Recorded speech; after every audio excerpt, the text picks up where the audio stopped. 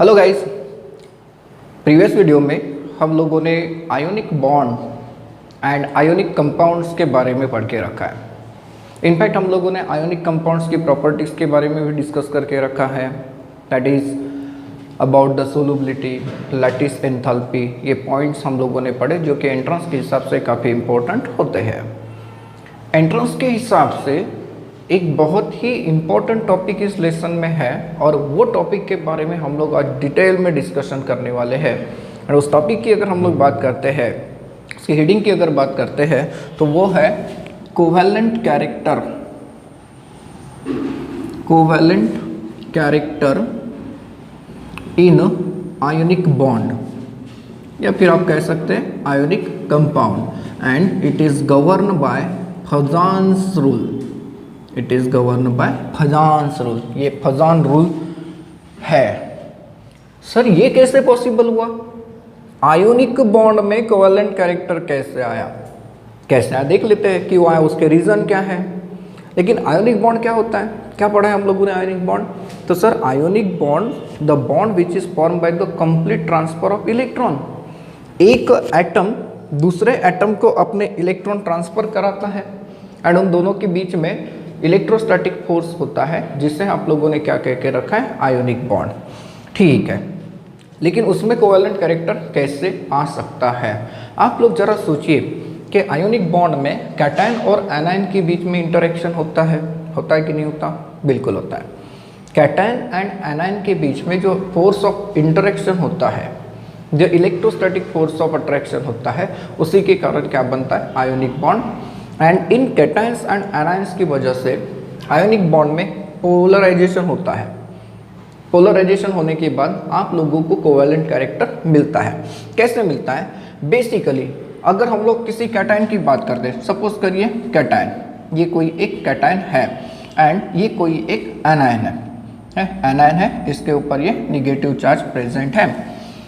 जब दो oppositely charge ion जिसमें समवॉट साइज का डिफरेंस होता है, बेसिकली कैटायन का साइज छोटा होता है as compare to its neutral atom, anion का साइज बड़ा होता है as compare to the its neutral atom. Now cation and anion मतलब ये अपोजिटली चार्ज आयंस है, बराबर है ना, अपोजिटली चार्ज आयंस है। ये दोनों जब एक दूसरे की तरफ अप्रोच करते हैं, इन दोनों के बीच में इलेक्ट्रोस्टैटिक फोर्स ऑफ अट्रैक्शन जब डेवलप होता है, तो ये जो छोटा कैटायन है, ये छोटा कैटायन है, मतलब पॉजिटिव चार्ज काफ़ी छोटे एरिया में है। एज अ रिजल्ट उसके कारण क्या होता है, वो क्या करेगा, वो इस एनायन की इलेक्ट्रॉन क्लाउड को अपने तरफ खींचने की कोशिश करेगा।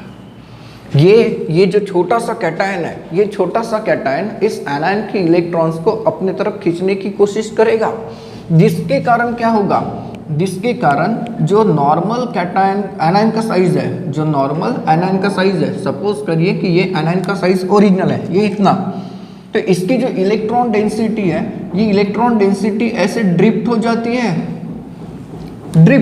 है, एनायन सिकुड़ गया, मतलब कैटायन ने एनायन की इलेक्ट्रॉन्स अपने तरफ खींच लिए, बराबर ना।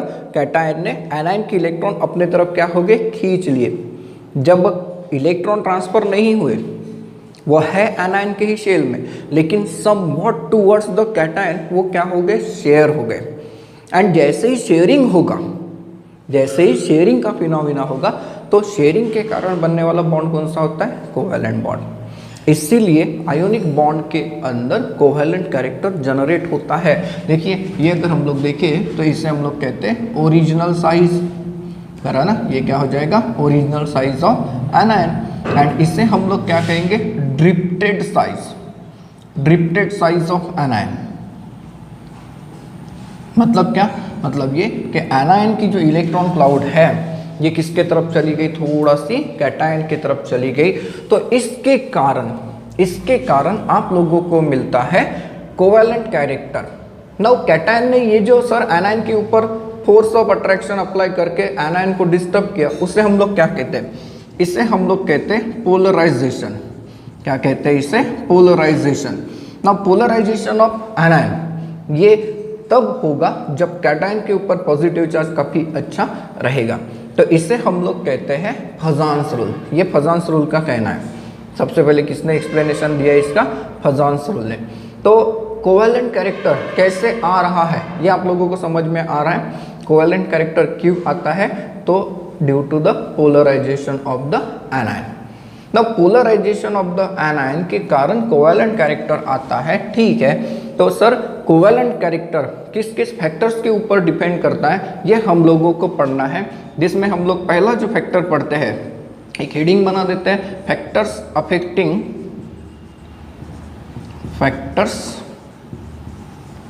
Affecting polarisation of anion, factors affecting polarisation of anion. या फिर हम लोग सीधा सीधा हेडिंग भी कह सकते थे कि factors affecting the ionic character. इसमें सबसे पहला जो फैक्टर हम लोग देते हैं वो देते हैं साइज ऑफ आयन। क्या देते हैं? Size of ion. Now it is observe that कि जो कोवेलेंट कैरेक्टर है, देखिए जो कोवेलेंट कैरेक्टर होता है it is directly proportional to polarisation, right? It is directly proportional to polarisation. And ये जो पोलराइजेशन है, ये पोलराइजेशन होता है it is directly proportional to size of anion, size of anion and inversely proportional to size of cation. देखिए इसका मतलब क्या? इसका मतलब ये कि कैटायन का साइज जितना छोटा होगा उतना आयोनिक बॉन्ड में कोवेलेंट कैरेक्टर ज़्यादा आएगा, बराबर है। साइज ऑफ कैटायन जितना छोटा होगा उतने ही जोर से वो एनायन को पोलराइज करेगा एंड जितना ज़्यादा एनायन पोलराइज होगा उतना ज़्यादा क्या आता जाएगा? कोवेलेंट कैरेक्टर आता जाएगा। इसलिए हम लोगों ने लिखा है कि polarisation is directly proportional to size of anion and inversely proportional to size of cation. मतलब हम ये भी तो कह सकते हैं कि covalent character is directly proportional to size of anion and inversely proportional to size of cation in the ionic compound. Check करते हैं। सपोज करिए कि आप लोगों के पास, इसका एग्जांपल लेते हैं पहले फैक्टर पे हम लोग। सपोज करिए कि लिथियम क्लोराइड है एंड NaCl है। देखने से तो ये बिल्कुल क्लियर होता है कि ये आयोनिक कंपाउंड है, लेकिन क्वेश्चन अगर ऐसा दिया आप लोगों को कि बताइए इन दोनों में ज़्यादा कोवेलेंट कौन है, इन दोनों में ज़्यादा कोवेलेंट कौन है, तो ऐसे केस में आप लोग क्या ढूंढेंगे? देखिए Cl निगेटिव है, Cl निगेटिव है, सर एनायन का साइज बिल्कुल सेम है। हाँ, एनायन का साइज सेम है। अब किसके बारे में सोचना पड़ेगा? कैटायन के बारे में। Li positive, Na positive. Periodic table पता है, पीरियोडिक टेबल में ये दोनों ऐसे होते हैं और इनके नीचे होता है पोटेशियम, बराबर है। तो फिर लिथियम क्लोराइड में कैटायन बहुत छोटा है, तो अगर आप लोग कोवेलेंट कैरेक्टर की बात करते हैं, दैट इज कोवेलेंट कैरेक्टर, तो किस में ज़्यादा मिलेगा? तो कोवेलेंट कैरेक्टर आपको ज़्यादा मिलेगा लिथियम क्लोराइड में, क्योंकि छोटा सा कैटायन है, वो क्लोरीन के आयन को ज़्यादा हद तक पोलराइज करेगा। दूसरा एग्जांपल देखिए। सपोज करिए कि आप लोगों के पास ये है लिथियम क्लोराइड, ये है लिथियम ब्रोमाइड एंड ये है लिथियम आयोडाइड। तो ये सबके लिए, जितने भी मेटल के हैलाइड्स है सबके लिए लागू होगा। सोडियम क्लोराइड में भी लागू हो जाएगा, सोडियम ब्रोमाइड में भी लागू होगा, सोडियम आयोडाइड में भी लागू हो जाएगा। अब यहाँ पर देखिए कैटायन सेम है, Li पॉजिटिव, बराबर है, लेकिन एनायन अलग अलग है, chlorine, bromine, iodine. Periodic table में इनकी पोजीशन क्या होती है? ऐसे होती है। And down the group, periodic table में जब आप किसी ग्रुप में नीचे आते हो तो size of the atom increase होता है। साइज ऑफ एटम क्या हो जाता है? इंक्रीज हो जाता है। मीन्स यहाँ से लेके यहाँ तक साइज बढ़ेगा, तो इस एनायन का साइज सबसे बड़ा होगा, मतलब उसका पोलराइजेशन बहुत ज़्यादा होगा। तो अगर आप लोग कोवेलेंट कैरेक्टर की बात करते हैं यहाँ से लेके यहाँ तक, तो कोवेलेंट कैरेक्टर धीरे धीरे क्या होता जाएगा? इंक्रीज होता जाएगा। ये है कोवेलेंट कैरेक्टर। कोवेलेंट कैरेक्टर क्या होता जाएगा? इंक्रीज होगा। क्लियर हो रहा है ये पॉइंट? बहुत ही सिंपल है। अगर हम लोग सेम पीरियड में है, जैसे आपके पास LiCl है, आपके पास NaCl है, आपके पास KCl है, आप लोगों ने कोवेलेंट कैरेक्टर की अगर बात करनी है, कोवेलेंट कैरेक्टर, तो आपको पता है इसका कोवेलेंट कैरेक्टर सबसे ज़्यादा आएगा। तो हमें एक चीज़ समझ में आ रही है कि जब कैटायन का साइज छोटा होता है और एनायन का साइज क्या होता है? बढ़ जाता है। तो ऐसे केस में पोलराइजेशन बढ़ेगा, एंड पोलराइजेशन अगर बढ़ेगा तो कोवैलेंट कैरेक्टर क्या हो जाएगा, बढ़ता जाएगा। अब सेकेंड फैक्टर की तरफ चलते हैं, that is charge on ions. Charge on ions, covalent character की अगर हम लोग बात करते हैं, दैट इज कोवैलेंट कैरेक्टर।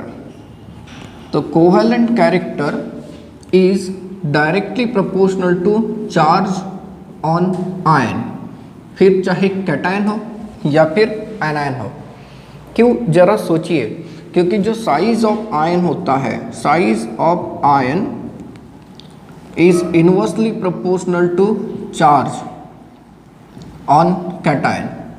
देखिए मतलब क्या है कि कैटायन के ऊपर अगर चार्ज ज़्यादा है तो उसका साइज छोटा हो जाता है। कैटायन के ऊपर अगर चार्ज बहुत ज़्यादा है तो उसका साइज क्या होता है, छोटा होता है, एंड साइज छोटा होता है तो पोलराइजिंग पावर बढ़ जाता है। एंड एनायन के केस में अगर हम लोग देखें तो साइज ऑफ आयन जो होता है it is directly proportional to charge on anion. देखिए मतलब जैसे जैसे एनायन के ऊपर का चार्ज बढ़ेगा वैसे वैसे एनायन का साइज भी बढ़ेगा, एंड ऑब्वियसली एनायन का साइज अगर बढ़ता है तो ऐसे केस में एनायन का पोलराइजेशन भी काफ़ी अच्छे से हो सकता है। तो यहाँ पर इस पॉइंट में एक चीज़ की तरफ हमें ध्यान ये रखना है कि जैसे जैसे कैटायन के ऊपर का चार्ज बढ़ेगा, जैसे जैसे कैटायन के ऊपर का चार्ज बढ़ेगा वैसे वैसे पोलराइजिंग पावर उसका बढ़ेगा। एंड एनायन के केस में भी ऐसे ही होता है, जैसे जैसे एनायन के ऊपर का चार्ज बढ़ता है वैसे वैसे उसकी पोलराइजेबिलिटी क्या हो जाती है, बढ़ जाती है। अगर हम लोग इस कैटेगरी में एग्जाम्पल्स को देखते हैं तो हमारे पास कई सारे एग्जाम्पल आते हैं। देखिए सपोज करिए कि आप लोग डील कर रहे हैं सोडियम क्लोराइड के साथ, मैग्नीशियम क्लोराइड के साथ एंड एल्यूमिनियम क्लोराइड के साथ। इन तीनों कंपाउंड्स को ठीक से देखिए, आपको दिखता है कि इसमें एनायन कॉमन है, बराबर है, एनायन क्या है, कॉमन है, लेकिन कैटायन अलग है। सोडियम के ऊपर यहाँ +1 का चार्ज है, यहाँ मैग्नीशियम के ऊपर +2 का चार्ज है, एंड एल्यूमिनियम के ऊपर जो चार्ज है ये कौन सा है, +3।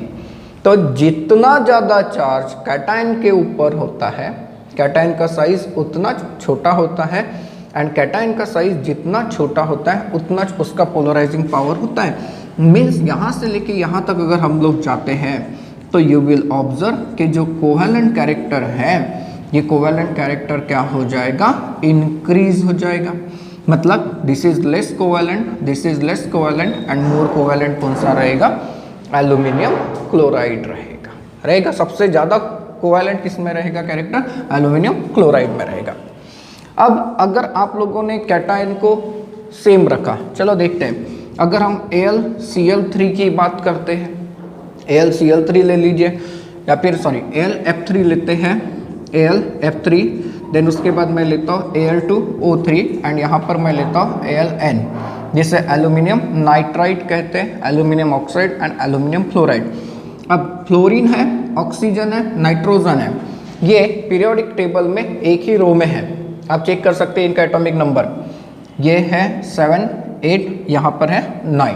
अब कैटायन, यहाँ पर कैटायन देखिए, इसके ऊपर चार्ज कितना है, +3 का, इसके ऊपर भी +3, इसके ऊपर भी +3 का ही चार्ज होता है। तो इन दैट केस अब क्या करेंगे, कैटायन के ऊपर का साइज सेम आ गया सर, हाँ कैटायन के ऊपर का साइज सेम आ गया, तो अब किसके बारे में देखिए, एनायन के ऊपर। एनायन में जितना ज़्यादा चार्ज होगा उतना बड़ा साइज होगा, और जितना बड़ा साइज होगा एनायन का उतना जिसका पोलराइजेशन ज़्यादा होगा। यहाँ पर चार्ज -1 है, यहाँ पर -2, यहाँ पर -3 है।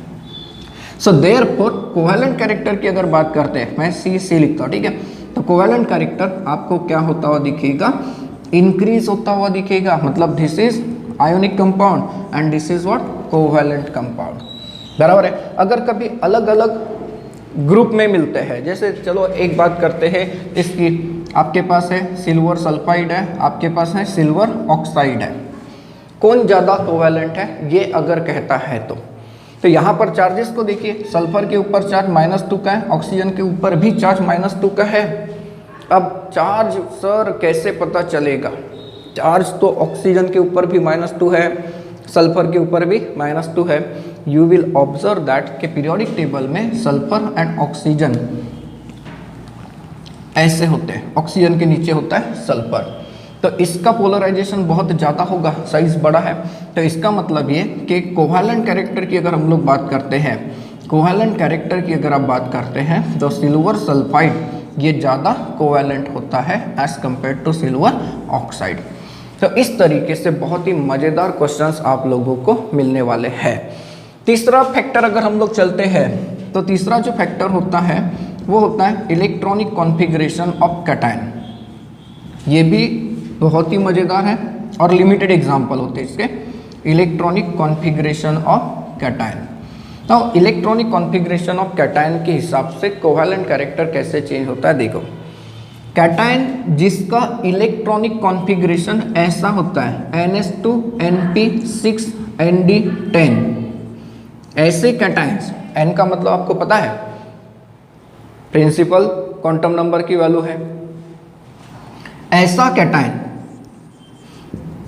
कैटायन जिसका electronic configuration NH2 NP6 ND10 आता है, इसका जो कोवैलेंट कैरेक्टर होता है, इसका कोवैलेंट कैरेक्टर जो होता है ये ज़्यादा होता है as compare to the cation having electronic configuration NH2 NP6। देखिए, समझने की कोशिश करिए, क्या कह रहा है कि ऐसे कैटायंस जिनका electronic configuration NH2 NP6 ND10 के हिसाब से आता है, इनका कोवैलेंट कैरेक्टर लाने की जो टेंडेंसी वो ज़्यादा होती है एज कंपेयर टू ऐसे कैटायंस जिनका इलेक्ट्रॉनिक कॉन्फ़िगरेशन NH2 NP6 है। कैसे चेक करते हैं? सपोज करिए कि आपके पास है NaCl एंड CuCl, इन दोनों में कौन ज़्यादा कोवैलेंट है ये आप लोगों को ढूंढ के दिखाना है। तो सर यहाँ अगर हम देखें तो ये Na पॉजिटिव है एंड कॉपर के केस में देखें तो Cu पॉजिटिव है, बराबर है ना। सोडियम पॉजिटिव मतलब कितने इलेक्ट्रॉन? 10। क्यों? क्योंकि नॉर्मल सोडियम एटम में कितने इलेक्ट्रॉन होते हैं? 11, उसमें से एक कम हो गया, पॉजिटिव चार्ज एक का आ गया। तो ऐसे केस में इसका इलेक्ट्रॉनिक कॉन्फ़िगरेशन लिखिए तो you will observe 1s2 2s2 2p6। आगे इलेक्ट्रॉनिक कॉन्फ़िगरेशन कुछ ऐसा। Now copper atomic number 29, atomic number 29, and इसे अगर हम लोग देखते हैं तो इसके पास कितने इलेक्ट्रॉन्स है? 28। अब इसका कॉन्फ़िगरेशन अगर आप देखते हो तो you will get argon 3d10 4s0। ना ये कैसे आया तो पूरा कंप्लीट लिख कर देखते हैं। तो 1s2 2s2 2p6 3s2 3p6, 3p के बाद कौन? 4s, 4s1 होता है, 3d10 होता है नॉर्मल कॉपर में, इसमें, बराबर है। लेकिन जब पॉजिटिव चार्ज आएगा तो ये इलेक्ट्रॉन कम हो जाएगा। देखिए कॉन्फ़िगरेशन 3s2 3p6 3d10। तो इस रूल के हिसाब से कोवैलेंट कैरेक्टर किस में ज़्यादा होगा? CuCl is more covalent, CuCl is more covalent, बराबर है। सर ऐसा क्यों हुआ? ये तो पता चल गया कि NH2 NP6 ND10 अगर कॉन्फ़िगरेशन है तो उस कैटायन के कंपाउंड में कोवैलेंट कैरेक्टर ज़्यादा होगा, लेकिन क्यों? इसका रीज़न है ये d ऑर्बिटल। जो d ऑर्बिटल होता है इसका शील्डिंग इफेक्ट कम होता है, और शील्डिंग इफेक्ट कम होने के कारण न्यूक्लियस एंड बाहर के जो इलेक्ट्रॉन्स है ये काफ़ी अच्छे से अट्रैक्टेड होते हैं, जो कि कैटायन को छोटा बनाते हैं। सर शील्डिंग इफेक्ट की अगर हम लोग बात करें तो शील्डिंग इफेक्ट काफ़ी अच्छा होता है, ऐसा मैंने कहा। इसका मतलब यहाँ समझने की कोशिश करिए, शील्डिंग इफेक्ट काफ़ी पुअर होता है। शील्डिंग इफेक्ट क्या होता है? काफ़ी पुअर होता है। एंड शील्डिंग इफेक्ट इसका पुअर होने के कारण न्यूक्लियस पूरे इलेक्ट्रॉन्स को अट्रैक्ट करने की कोशिश करता है। As a result size of cations gets smaller and smaller. अब साइज ऑफ कैटायन अगर छोटा होता है तो पोलराइजिंग पावर क्या हो जाता है? बढ़ जाता है। ठीक है सर, मान लिया, लेकिन अब सवाल ये आता है कि शील्डिंग इफेक्ट क्या है? शील्डिंग इफेक्ट क्या है ये पता होना जरूरी है। मान लीजिए कि मैं यहाँ पर खड़ा हूँ, मेरे सामने दो स्टूडेंट हैं, इमेजिन, एक और उसके पीछे एक, बराबर है। दो स्टूडेंट हैं और मुझे दोनों के ऊपर एक एक झापड़ लगानी है। जब मैं पहले स्टूडेंट्स के ऊपर झापड़ लगाऊंगा तो बहुत जोर से पड़ेगी, बराबर है, क्योंकि डायरेक्ट मेरे सामने ही। लेकिन जब मैं पीछे वाले स्टूडेंट को मारने की कोशिश करूंगा तो पीछे वाले स्टूडेंट्स को उतना जोर से फोर्स अप्लाई नहीं होगा जितना पहले स्टूडेंट को हुआ था। क्यों? क्योंकि जब हम लोग मारने की कोशिश करेंगे तो जो पहला वाला स्टूडेंट है वो हमारे फोर्स को डिवाइड करेगा, डिस्ट्रीब्यूट कर देगा, जिसके कारण उस पे बहुत ज़्यादा अट्रैक्शन हमारा अप्लाई हो रहा है क्या? नहीं। ऐसा होता है इन कैटायंस में। अगर हम लोग इसे न्यूक्लियस मानते हैं और ये अगर शेल है, जैसे ये 3D शेल है और ये है पोरस, अब बॉब प्रिंसिपल के हिसाब से है, जब यहाँ पर इलेक्ट्रॉन पूरी तरीके से भर जाते हैं तो ये क्या करेगा, इसमें से यहाँ पर जो इलेक्ट्रॉन रहते हैं इन दोनों के बीच का जो फोर्स ऑफ अट्रैक्शन है उसके रास्ते में खड़ा हो जाएगा, ढाल बन जाएगा। शील्ड का मतलब ढाल होता है, बराबर है। तो जिसके कारण शील्डिंग इफेक्ट आता है और ये शील्डिंग इफेक्ट डी ऑर्बिटल का काफ़ी कम होता है। मतलब ये कि शील्डिंग इफेक्ट जब कम होगा तो ये जो फोर्स ऑफ अट्रैक्शन है ये काफ़ी अच्छे से अप्लाई होगा। ये इलेक्ट्रॉन इधर खींचा चला आएगा, कैटायन का साइज छोटा होगा, एंड कैटायन का साइज जब छोटा होगा तो वो एनायन को अच्छे से पोलराइज करेगा एंड हेंस कोवेलेंट कैरेक्टर बढ़ेगा। तो आपको याद रखना है किसके केस में मिलेगा, ये Cu के केस में मिलेगा, इवन Ag+ के केस में भी मिलता है, क्योंकि पीरियोडिक टेबल में कॉपर के नीचे होता है ये कंपाउंड। तो याद रखेंगे सिल्वर के जो कंपाउंड्स है इस केस में कॉन्फ़िगरेशन अगर आप देखते हैं तो आपको मिलता है 4s2 4p6 4d10। So therefore इसमें भी इनके कंपाउंड्स में भी कोवेलेंट कैरेक्टर क्या हो जाता है, ज़्यादा हो जाता है। So guys Fajans rule clear है। आप लोगों को ऐसे क्वेश्चंस पूछे जा सकते हैं कि बताइए इनमें से कौन सा ज़्यादा कोवेलेंट है और या फिर किस में ज़्यादा आयोनिक नेचर प्रेजेंट है, ये आपको आइडेंटिफाई करते आना चाहिए। इनफैक्ट फजांस रूल की अगर हम लोग बात करें तो हमें बहुत सारी इंफॉर्मेशन और भी मिलती है, जैसे कलर्स के बारे में भी इंफॉर्मेशन मिलती है। जैसे जैसे पोलराइजेशन ज़्यादा होता है वैसे वैसे उसमें कलर भी आ सकता है। एग्जाम्पल देखिए, एक यहाँ पर कलर के बारे में हम ज़्यादा डिस्कशन नहीं करेंगे, जब डी एंड ए ब्लॉक पढ़ेंगे तो उसमें बहुत ज़्यादा कलर्स के बारे में डिस्कशन करना होता है। अगर हम लोग इन कंपाउंड्स की बात करते हैं, सिल्वर क्लोराइड है मेरे पास, सिल्वर ब्रोमाइड है एंड सिल्वर आयोडाइड है, तो यहाँ पर कोवेलेंट कैरेक्टर किस में ज़्यादा है? तो आप लोगों को दिखता है कि सर ये बहुत ज़्यादा कोवेलेंट है, बराबर। दिस इज मोर कोवेलेंट, क्यों? क्योंकि एनायन का साइज बड़ा है, कैटायन तो कॉमन है। This is more covalent and you will observe कि ये जो कंपाउंड है ये प्योर वाइट होता है, means just like this board colourless है। लेकिन ये अगर हम लोग देखें तो this is slightly yellowish, slightly yellow होता है एंड ये जो कंपाउंड होता है ये अच्छा खासा येलो होता है, जबकि होना नहीं चाहिए था। जब हम लोग डी एंड ए ब्लॉक पढ़ेंगे तो पता चलेगा कि नहीं होना चाहिए था, बट फिर भी है। तो यहाँ पर रीज़न होता है इलेक्ट्रॉन का ट्रांजिशन। तो इलेक्ट्रॉन का ट्रांजिशन कैसे होता है ये हम लोग डी एंड ए ब्लॉक के बारे में समझते हैं। बस इतना याद रखें कि अगर कभी ऐसा क्वेश्चन आपको दिया कि आइडेंटिफाई करिए इसमें से कौन सा कलर होगा, तो उसकी कंडीशन है कि अनपेयर्ड इलेक्ट्रॉन होना चाहिए। दूसरी कंडीशन ये है कि जो ज़्यादा कोवेलेंट होगा इट इज़ कलर्ड। ये देखिए ये ज़्यादा कोवेलेंट है, दिस इज लेस कोवेलेंट है, तो ये कैसा है, कोवेलेंट, एंड कलर के बीच का भी रिलेशन है। तो यहाँ आप लोगों को आयोनिक कंपाउंड्स के अंदर, आयोनिक बॉन्ड्स के अंदर कितने चेंजेस कैसे कैसे आ सकते हैं इसके बारे में हम लोगों ने पढ़ा। अब हम लोग चलते हैं दैट इज कोवेलेंट बॉन्ड की तरफ। हमारा सेकेंड टाइप का जो बॉन्ड है इसे हम लोग कहते हैं कोवेलेंट बॉन्ड। ना कोवेलेंट बॉन्ड की अगर हम लोग बात करते हैं तो इसे हम लोग क्या कहते हैं, कैसे डिफाइन कर सकते हैं?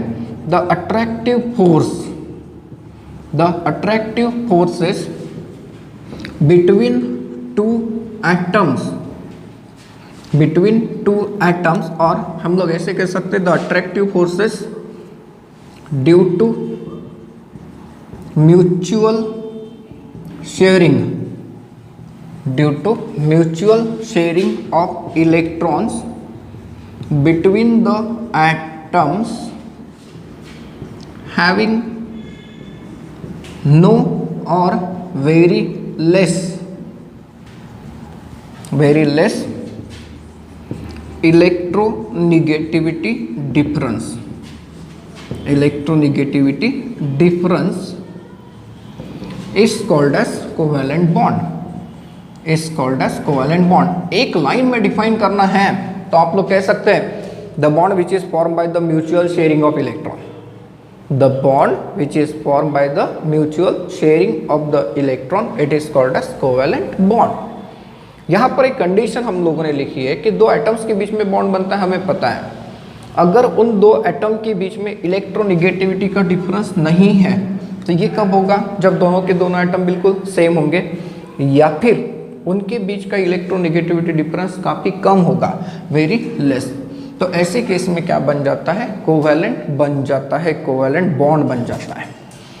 नाउ कोवेलेंट बॉन्ड फॉर्मेशन के लिए हम लोग कई सारे एग्जाम्पल देते हैं, बट यहाँ पर एक छोटी सी टर्म को हम लोग समझते हैं, कोवेलेंसी। तो कोवेलेंसी का मतलब क्या होता है? तो कोवेलेंसी का मतलब होता है the number of the bonds form by the valence shell electrons of the atom.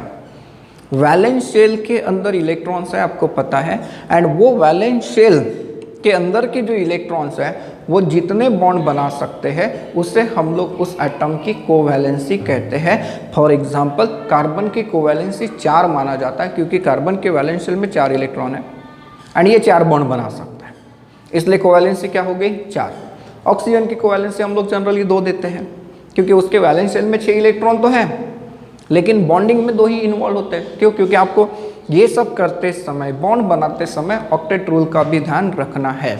और ऑक्टेट रूल क्या कहता है कि जब भी कोई एलिमेंट बॉन्ड बनाने के लिए जाएगा तो उसके आउटर मोस्ट शेल में कितने इलेक्ट्रॉन होने चाहिए? 8 या फिर 2। कुछ एलिमेंट ऐसे भी तो है जो जिसमें ऑक्टेट रूल अप्लीकेबल नहीं होता, बराबर है ना?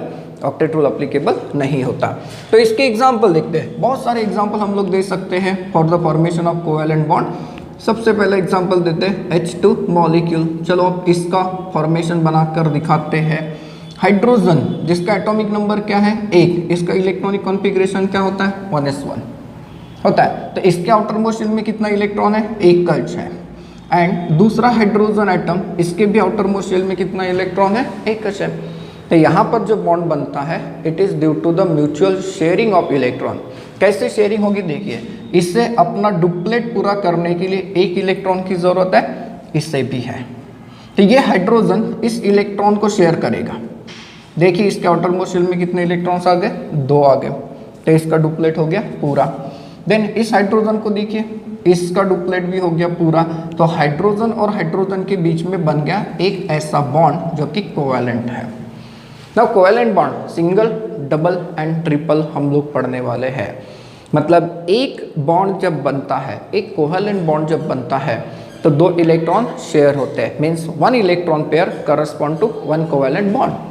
अगर हम लोग दूसरा एग्जांपल देखें, चलो क्लोरीन मॉलिक्यूल को चेक करते हैं। अगर हम क्लोरीन मॉलिक्यूल को देखते हैं तो यू विल ऑब्जर्व कि क्लोरीन के एटॉमिक नंबर 17 है, आउटर मोस्ट शेल में कितने इलेक्ट्रॉन प्रेजेंट है? 7 है, 7। नाउ इसके आउटर मोस्ट शेल में 7 इलेक्ट्रॉन है, ठीक है। इससे अपना ऑक्टेट पूरा करने के लिए कितने इलेक्ट्रॉन की जरूरत है? 1।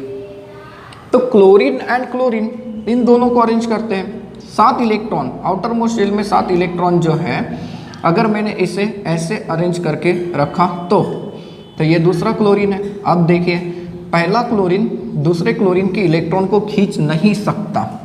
क्यों नहीं खींच सकता? क्योंकि सर दोनों क्लोरीन एटम है, दोनों की इलेक्ट्रोनेगेटिविटी सेम है। इलेक्ट्रोनेगेटिविटी मतलब क्या?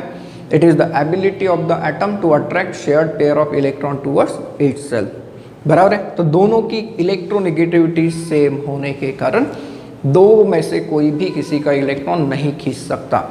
फिर क्या करेगा? शेयर करेगा। इसे ऑक्टेट पूरा करने के लिए 1 इलेक्ट्रॉन की जरूरत है कि 1 इलेक्ट्रॉन ऐसे लेगा, हो गया ऑक्टेट पूरा इस क्लोरीन का। एट द सेम टाइम ये जो क्लोरीन एटम है ये अपना ऑक्टेट पूरा कराएगा कुछ ऐसे। तो देखिए इसका भी ऑक्टेट पूरा हो गया, मीन्स क्लोरीन एंड क्लोरीन के बीच में क्या बन गया? Single bond. अब जो बची हुई इलेक्ट्रॉन की पेयर्स है इसे हम लोग कहते हैं लोन पेयर्स। लोन पेयर्स मतलब ऐसे इलेक्ट्रॉन्स जो बॉन्ड फॉर्मेशन में इन्वॉल्व नहीं होते। तो इसे आप लोग शो करिए या ना करिए, ये अंडरस्टूड है। देखिए ये ऐसा मॉलिक्यूल दिखेगा, मतलब ये कि क्लोरीन जब भी एक बॉन्ड बना कर रहेगा उसके पास कितनी लोन पेयर्स रहेंगी? 3। और आप लोग इसे ऐसे रिप्रेजेंट करिए, कुछ भी फर्क नहीं पड़ेगा। तीसरा एग्जाम्पल पढ़ते हैं। That is about the O2 molecule. सोचिए जरा, O2 मॉलिक्यूल ऑक्सीजन और ऑक्सीजन के बीच में कैसे बॉन्डिंग आएगी। ऑक्सीजन का एटॉमिक नंबर क्या होता है 8 एंड इसका इलेक्ट्रॉनिक डिस्ट्रीब्यूशन 2 and 6 है। तो सर ऑक्सीजन को अपना ऑक्टेट पूरा करने के लिए 2 इलेक्ट्रॉन की जरूरत है। हाँ, देखिए कैसे। ऑक्सीजन के पास जो 6 इलेक्ट्रॉन्स है वैलेंस शेल में, इन्हें मैं ऐसे लिख देता हूँ, ठीक है। दूसरा ऑक्सीजन का एटम जो रहेगा उसके वैलेंस शेल में कितने इलेक्ट्रॉन्स रहेंगे 6 रहेंगे। इसे हम लोग ऐसे अरेंज कर देते हैं। Now apply the concept of the octet. Sir इस ऑक्सीजन को, इसे क्या, 2 में से किसी को भी अगर अपना ऑक्टेट पूरा कराना है तो 2 इलेक्ट्रॉन की जरूरत पड़ेगी एंड सेम एटम से इलेक्ट्रॉन जाएंगे नहीं, ट्रांसफर नहीं हो सकते। तो फिर कैसा होगा शेयरिंग का फिनोमेना। ये ऑक्सीजन क्या करेगा, इस ऑक्सीजन के इन 2 इलेक्ट्रॉन को अपने साथ शेयर करेगा। देखिए इसके आउटर मोस्ट शेल में हो गए टोटल 8 इलेक्ट्रॉन। ये ऑक्सीजन क्या करेगा, इन 2 इलेक्ट्रॉन्स को अपने साथ शेयर करेगा एंड ऑक्टेट पूरा कराएगा। मतलब ये कि सर यहाँ पर तो 4 इलेक्ट्रॉन शेयर हो गए और 4 इलेक्ट्रॉन जब शेयर होंगे तो 2 पेयर शेयर हो गई। हाँ, 2 पेयर अगर शेयर हो गई तो बॉन्ड कितने बनेंगे 2। मीन्स ऑक्सीजन एंड ऑक्सीजन ये दोनों एक दूसरे के साथ ऐसे जुड़े हैं डबल बॉन्ड के द्वारा, बराबर है। एंड देन उसके बाद यहाँ पर 2 लोन पेयर्स हैं। एक चीज़ याद रखिए, जब भी कभी ऑक्सीजन 2 बॉन्ड बनाएगा, चाहे वो 2 सिंगल हो या फिर 1 डबल हो, तो ऐसे केस में उसके पास कितनी लोन पेयर्स आएंगी 2 लोन पेयर आएगी। देखेंगे अभी तो हमने ऑक्सीजन और ऑक्सीजन के बीच में डबल बॉन्ड देखा है। एक और एग्जांपल पढ़ते हैं, N2 मॉलिक्यूल। हमने अभी तक ऐसे मॉलिक्यूल्स के बारे में पढ़ना चालू रखा है जिसमें दोनों एटम कैसे सेम, डिफरेंट एटम्स जब आते हैं तब भी कोवेलेंट बॉन्ड बनता है। उसे आप लोग पोलर कोवेलेंट बॉन्ड कह सकते हैं, डिपेंड्स ऑन द पोलैरिटी। ठीक है, पढ़ेंगे वो कंसेप्ट भी। अब नाइट्रोजन के बारे में सोचिए। नाइट्रोजन का एटॉमिक नंबर क्या होता है 7। इलेक्ट्रॉनिक कॉन्फ़िगरेशन देखें तो 2 and 5। तो सर नाइट्रोजन के आउटर मोस्ट शेल में कितने इलेक्ट्रॉन है 5। अब एक नाइट्रोजन के आउटर मोस्ट शेल में 5 इलेक्ट्रॉन है, इसका मतलब ये कि उसे अगर अपना ऑक्टेट पूरा करना है तो 3 इलेक्ट्रॉन की ज़रूरत पड़ेगी। देखिए कैसे, मैं इसे अरेंज करता हूँ। नाइट्रोजन के 5 इलेक्ट्रॉन है, मैं इसे ऐसे अरेंज करता हूँ। ये है 3, ये हो गए 2। ये दूसरा नाइट्रोजन एटम जिसके आउटर मोस्ट शेल में कितने इलेक्ट्रॉन्स रहेंगे 5 है। अप्लाई करिए ऑक्टेट का कंसेप्ट। तो ये नाइट्रोजन इस इलेक्ट्रॉन के तीनों इलेक्ट्रॉन को शेयर करेगा, हो गए। इसके आउटर मोस्ट शेल में कितने इलेक्ट्रॉन्स आ गए 8। एट द सेम टाइम ये नाइट्रोजन इस नाइट्रोजन के 3 इलेक्ट्रॉन जब शेयर करेगा तो इसके पास कितने इलेक्ट्रॉन आ गए 8। सर मतलब ये कि नाइट्रोजन एंड नाइट्रोजन के बीच में 1 2 3 ट्रिपल बॉन्ड बन रहा है। जी हाँ, ट्रिपल कोवैलेंट बॉन्ड होता है। एंड नाइट्रोजन जब भी 3 बॉन्ड बनाएगा, चाहे तो 1 ट्रिपल बनाए, 1 डबल, 1 सिंगल या फिर 3 सिंगल, बराबर है। तो ऐसे केस में उसमें 1 लोन पेयर प्रेजेंट होगी। एक क्या होगी लोन पेयर प्रेजेंट होगी। ये ऐसे मॉलिक्यूल्स हमने देखे जिसमें सेम एटम्स है, डिफरेंट एटम्स के बीच में भी कोवैलेंट बॉन्ड फॉर्मेशन होता है। देखते हैं ऐसे example, for example CH4 methane. अब मीथेन में अगर हम लोग बॉन्डिंग को देखें तो यू विल ऑब्जर्व कि 1 हाइड्रोजन 4 हाइड्रोजन 1 कार्बन के साथ जुड़े।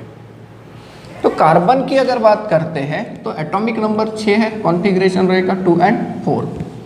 हाइड्रोजन के बारे में पता है, एटॉमिक नंबर 1 है, कॉन्फ़िगरेशन में कितना इलेक्ट्रॉन 1 ही है। कार्बन के वैलेंस शेल के जो 4 इलेक्ट्रॉन्स हैं इन्हें मैं ऐसे लिख देता हूँ। ये लीजिए कार्बन के हो गए वैलेंस इलेक्ट्रॉन्स 4। हाइड्रोजन कितने रखने हैं 4, तो 4 साइड में रख देते हैं, 1 2 3 ये 4। हाइड्रोजन के वैलेंस में कितना इलेक्ट्रॉन है 1 का, तो ये लीजिए 1 इलेक्ट्रॉन, ये दूसरा इलेक्ट्रॉन, ये तीसरे हाइड्रोजन का और ये चौथे। अब अप्लाई करिए ऑक्टेट एंड डुप्लेट का कंसेप्ट। यहाँ पर मैंने ऑक्टेट एंड डुप्लेट कहा, क्यों? क्योंकि हाइड्रोजन ऑक्टेट पूरा नहीं कर सकता, कार्बन कर सकता है। कार्बन को अगर अपना ऑक्टेट पूरा करना है तो उसके आउटर मोस्ट शेल में 4 इलेक्ट्रॉन थे, उसे कितने की जरूरत है 4 की। ये कार्बन क्या करेगा, चारों हाइड्रोजन के इलेक्ट्रॉन शेयर करेगा। जब ये चारों के चारों इलेक्ट्रॉन को शेयर करेगा तो आप लोग देखिए इसके आउटर मोस्ट शेल में कितने इलेक्ट्रॉन्स आ गए, 8, 4 उसके खुद के और 4 हाइड्रोजन के 4। अब हाइड्रोजन क्या करेगा, एक एक इलेक्ट्रॉन को शेयर करेगा और अपना डुप्लेट पूरा करेगा। देखिए करेगा कुछ इस तरीके से अपना डुप्लेट पूरा, ठीक है। तो आप लोग ऑब्जर्व कर रहे हैं कि कार्बन और हाइड्रोजन के बीच में क्या है, सिंगल बॉन्ड। चारों के चारों, ये तो हमेशा याद रखेंगे कि कार्बन एंड हाइड्रोजन के बीच में अगर बॉन्ड है तो वो हमेशा सिंगल बॉन्ड ही होता है। नेक्स्ट एग्जांपल की तरफ चलते हैं, वाटर मॉलिक्यूल। अब ऑक्सीजन एंड हाइड्रोजन की हालत आपको पता चली गई है। ऑक्सीजन का एटॉमिक नंबर 8, इसके इलेक्ट्रॉनिक डिस्ट्रीब्यूशन देखे तो 2 and 6 है, एंड हाइड्रोजन के बारे में देखे तो 1। नाउ ऑक्सीजन के वैलेंस में 6 इलेक्ट्रॉन है, मैं इन्हें ऐसे लिख देता हूँ, ये 4 हो गए, ये 5वां, ये 6वां। हाइड्रोजन के साथ कंबाइन करा के देना, ये लीजिए, ये हाइड्रोजन, ये हाइड्रोजन, और हाइड्रोजन के पास कितना इलेक्ट्रॉन, 1। मैंने यहाँ पे अलग तरीके से रिप्रेजेंट करके दिखाया, सिर्फ इसके लिए कि 2 एटम के इलेक्ट्रॉन्स अलग अलग दिखने चाहिए, बस यही रीज़न है, बाकी कोई ऐसा रूल है नहीं। मैंने ऐसे स्क्वायर भी ड्रॉ किया, सर्कल आपके बुक में वगैरह सर्कल मिलेंगे, हमें सिर्फ समझना है, बराबर। अब अप्लाई करिए ऑक्टेट एंड डुप्लेट का कंसेप्ट। तो हाइड्रोजन को अगर अपना डुप्लेट पूरा करना है तो हाइड्रोजन क्या करेगा, ये देखिए ऑक्सीजन का 1 इलेक्ट्रॉन शेयर करेगा, मतलब ऑक्सीजन और हाइड्रोजन के बीच में एक क्या बन गया, सिंगल बॉन्ड, ठीक है। ये हाइड्रोजन इस इलेक्ट्रॉन को कंप्लीट शेयर करके अपना डुप्लेट पूरा करेगा। At the same time you will observe कि ऑक्सीजन को जब ऑक्टेट पूरा करना है तो उसे 2 इलेक्ट्रॉन की ज़रूरत है, ये 2 हाइड्रोजन से एक एक इलेक्ट्रॉन लेगा। देखिए हो गया ऑक्टेट पूरा, मतलब दोनों साइड में एक एक बॉन्ड बन गया। ऑक्सीजन के नॉर्मल वैलेंसी कितनी आ गई, 2। हमने पढ़ा है इसके पहले भी कि 2 बॉन्ड या तो डबल बॉन्ड एक होगा या फिर 2 सिंगल बॉन्ड हो सकते हैं, और ऑक्सीजन के जब ऐसे 2 बॉन्ड्स बनते हैं तो उसके ऊपर कितनी लोन पेयर्स रहेंगी, 2 रहेगी। तो आपको कुछ एलिमेंट की कॉमन वैलेंसी भी याद रखनी है। कार्बन की वैलेंसी 4, ऑक्सीजन की वैलेंसी 2, नाइट्रोजन की कितनी आ गई, 3 आ गई। अभी तक हमने क्लोरीन के बारे में पढ़ा 1, लेकिन क्लोरीन की वैलेंसी कम ज़्यादा हो सकती है, डिपेंड करता है कि वो किसके साथ जुड़ा होता है। हम लोग मल्टीपल बॉन्डिंग भी शो कर सकते हैं। चलो एक और एग्जांपल लेते हैं, C2H4 मॉलिक्यूल। ना C2H4 मतलब ethylene molecule, and ethylene molecule मतलब होता है CH2 डबल बॉन्ड CH2। कैसे बना होगा, सोचिए जरा कैसे बना होगा। ऑक्टेट का रूल अप्लाई करके देखिए, 2 कार्बन है, ठीक है। कार्बन के वैलेंस शेल में कितने इलेक्ट्रॉन होते हैं, 4 होते हैं। कार्बन के वैलेंस शेल में कितने इलेक्ट्रॉन, 4। मैं इन 4 इलेक्ट्रॉन्स को ऐसे रखता हूँ, ये लीजिए, ये हो गए 4 इलेक्ट्रॉन्स। दूसरे कार्बन के भी 4 इलेक्ट्रॉन्स रख दीजिए, ये लीजिए हो गए। अब हाइड्रोजन को रखिए, यहाँ पर एक हाइड्रोजन रख देता हूँ, यहाँ पर एक हाइड्रोजन उसके इलेक्ट्रॉन के साथ, ये देखिए, करिए कंसेप्ट को अप्लाई। कार्बन को अपना ऑक्टेट पूरा करना है एंड हाइड्रोजन को अपना डुप्लेट पूरा करना है। क्या होगा, कार्बन इसे 4 इलेक्ट्रॉन चाहिए, ये 1, ये 2, ये 3 और 4। देख लीजिए इस कार्बन के आउटर मोस्ट शेल में 8 इलेक्ट्रॉन्स आ गए। इस कार्बन को देखिए 4 इलेक्ट्रॉन की जरूरत तो इससे भी है, हाँ, तो ये से 1, यहाँ से 1 और यहाँ से 2, ये लीजिए इस कार्बन का भी ऑक्टेट हो गया पूरा, ठीक है। अब हाइड्रोजन की बात, हाइड्रोजन क्या करेगा, उसे डुप्लेट पूरा करने के लिए कितने इलेक्ट्रॉन की जरूरत है, 1। तो ये देखिए, ये 1 इलेक्ट्रॉन लेगा, ये 1 इलेक्ट्रॉन लेगा, ये 1 इलेक्ट्रॉन शेयर करेगा और ये 1 इलेक्ट्रॉन शेयर करेगा। तो यू विल ऑब्जर्व कि कार्बन और कार्बन के बीच में तो डबल बॉन्ड आ गया, एक पेयर दूसरी पेयर।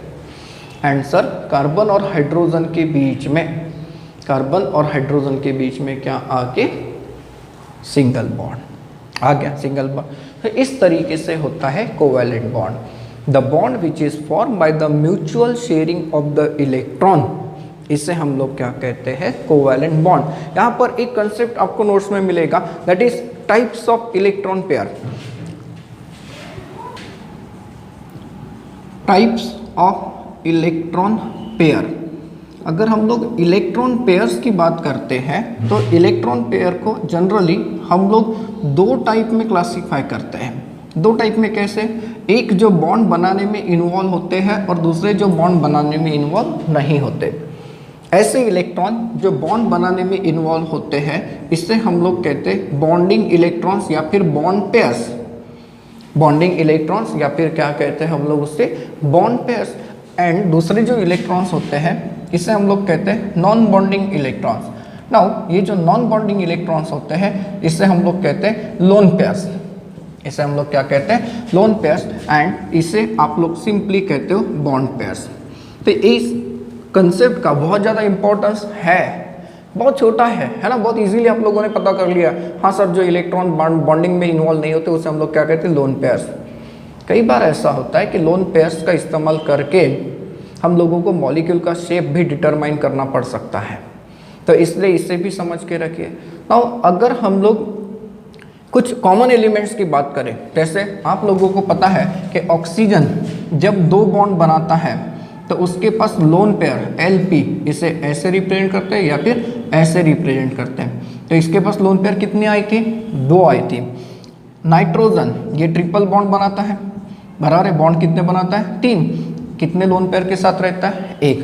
क्लोरीन नॉर्मली एक बॉन्ड बनाता है, कितने पेयर के साथ रहता है, 3। तो ये जो 3 फैमिलीज है, ऑक्सीजन फैमिली, तो ऑक्सीजन फैमिली क्या, तो ऑक्सीजन, सल्फर, सेलेनियम और जो भी एलिमेंट्स होंगे, अभी के लिए बस इतना याद रखिए। Nitrogen family, nitrogen, phosphorus, arsenic, जो भी एलिमेंट्स होते हैं। क्लोरीन, ब्रोमीन, आयोडीन है, ये भी एलिमेंट्स। तो इन सब में जब नॉर्मल वैलेंसी सेटिस्फाइड रहती है तो लोन पेयर्स बिल्कुल सेम होते हैं। मीन्स यहाँ पर भी 2 लोन पेयर्स रहेगी, यहाँ पर भी 2 लोन पेयर्स रहेगी जब नॉर्मल 2 बॉन्ड बनेंगे। यहाँ पर जब 3 बॉन्ड बनेंगे, 3 बॉन्ड कैसे बन सकते हैं, एक डबल, एक सिंगल या फिर एक ट्रिपल। तो इसके पास कितने लोन पेयर है, 1। इसके पास भी 1 रह सकता है, इसके पास भी 1। यहाँ पर कितने कितने रहेंगे, 3 रहेंगे। तो ये है कोवैलेंट बॉन्डिंग का कंसेप्ट।